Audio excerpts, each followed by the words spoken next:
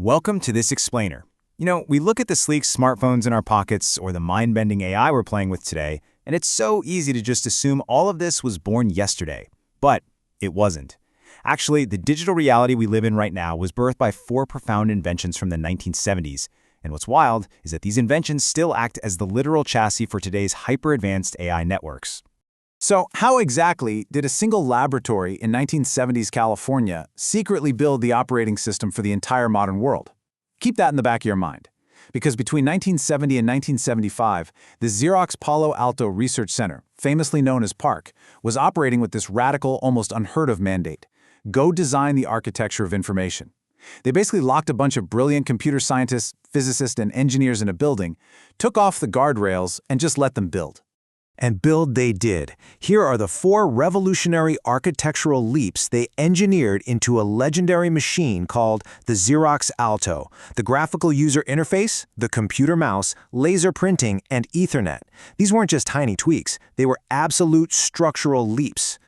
Part 1. The Mainframe Panopticon, the Paradigm of Isolation.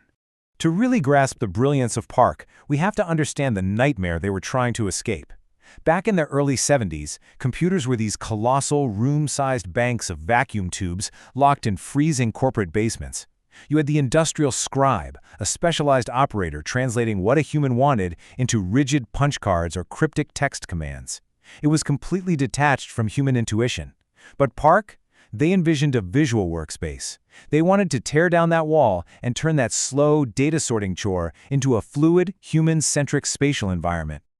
Which brings us to Part 2, the visual workspace, the graphical user interface. Okay, so the very first hurdle, escaping the rigid character matrix to create a real digital canvas. Before this, screens were basically digital typewriters stuck in a text-only cage that couldn't even render a curve. But PARC's bitmap display completely bypassed the old mechanical hardware.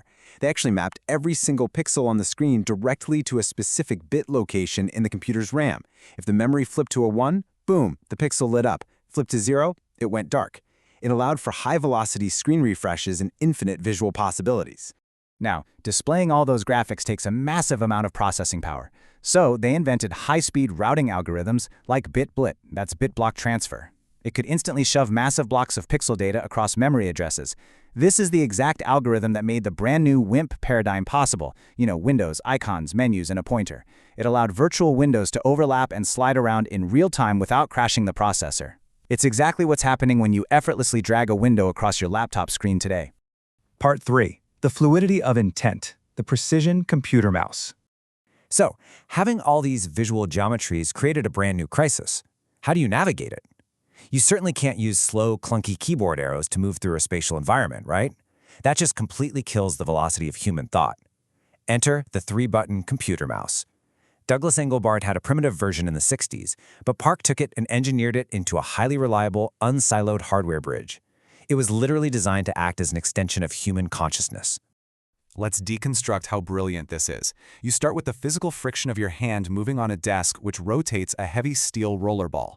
Then, orthogonal axial shafts instantly track that X and Y rotation. Next, slotted optical encoder discs spin between an LED and a phototransistor to generate digital pulses. It's just wild, taking absolute, raw physical intuition and translating it instantly into digital execution on a screen. Part 4. Destruction of the Impact Matrix, Starkweather Laser Xerophracy.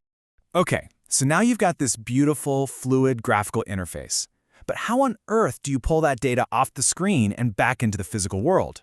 In the early 70s, printing meant deafening, unreliable machines physically smashing an inked ribbon into paper. Gary Starkweather, a completely brilliant and somewhat rebellious physicist at PARC, looked at that and just rejected the whole concept.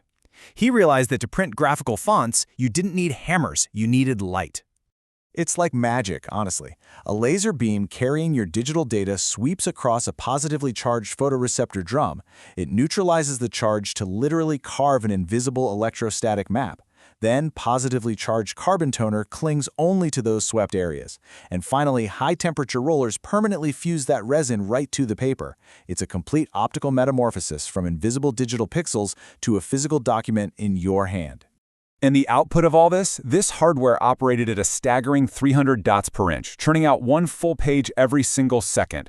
Honestly, this completely established the absolute foundation of desktop publishing as we know it today. Just an incredible leap. Part 5. The Networked Colony. The Invention of Ethernet. But look, a standalone visual computer, even with a mind-blowing printer, is still structurally isolated. If you wanted to share a file back then, you used what they jokingly called sneakernet, copying data to a physical disk and literally walking it across the office in your sneakers. To fix this logistical nightmare, Robert Metcalfe invented Ethernet.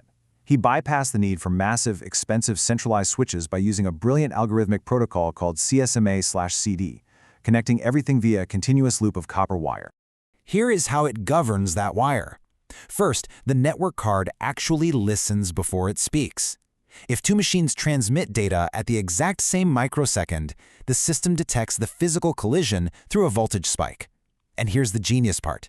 It uses an exponential back-off algorithm, basically a randomized countdown timer for each computer to prevent them from immediately colliding again. It turned isolated machines into a hyper-connected, real-time colony. Part 6. The Modern AI Chassis, Connecting to Phase 7. All right, here is the mind-blowing payoff. You might be wondering, what does this 1973 hardware plumbing have to do with us today?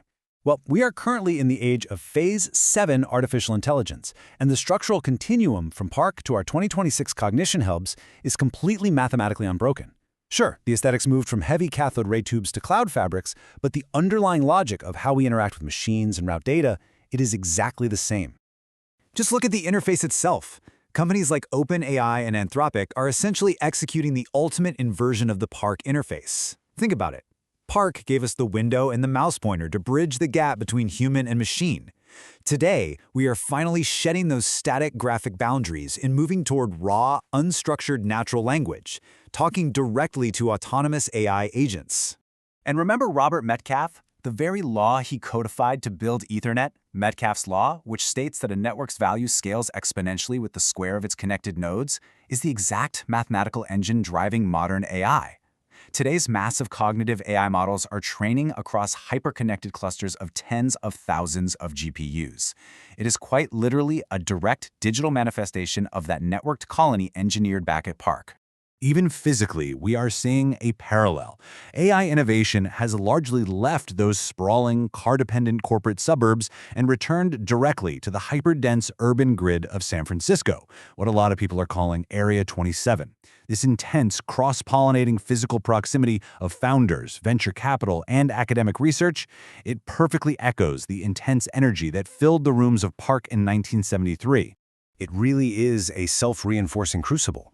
Whether we're talking about the GUI and Ethernet of 1973 or the natural language agent networks of modern AI, the end goal has always been the same: total human-tech symbiosis. It's wild to think that the cutting-edge AI software being compiled tonight is traveling along the exact structural highway paved half a century ago by Xerox. Now, as history shows, Xerox's corporate leadership totally failed to commercialize this miracle. They let external risk-takers swoop in and capitalize on it. But while those sedentary monopolies failed to capture the future, independent minds, the ones with the unsentimental audacity to build platforms of symbiosis, built the unbreakable chassis of our modern world. So looking at this incredible, decades-long structural highway laid out before us, what new boundaries of human cognition will you help expand next?